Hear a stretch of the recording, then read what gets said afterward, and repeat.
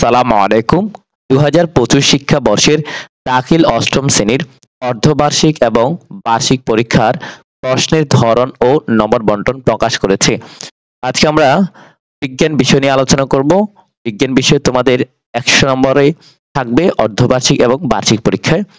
স্ক্রিনে দেখতে পাচ্ছ দাখিল স্তরের ষষ্ঠ থেকে অষ্টম শ্রেণীর বিষয়ভিত্তিক প্রশ্নের ধরন ও নম্বর বিভাজন। সংশোধিত অর্থাৎ নতুন করে এটি সংশোধন করা হয়েছে ২০২৫ শিক্ষাবর্ষের শিক্ষার্থীদের জন্য। আর এখানে দেখো তোমাদের অর্ধবার্ষিক এবং বার্ষিক পরীক্ষায় মোট ১৩টি বিষয় থাকবে।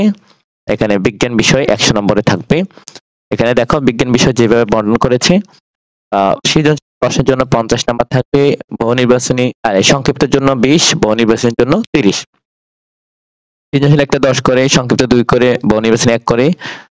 সৃজনশীল প্রশ্ন প্রতিটি মানে এই মোট সৃজনশীল প্রশ্ন থাকবে ৮টি, তোমাকে যে কোনো ৫টির উত্তর লিখতে হবে।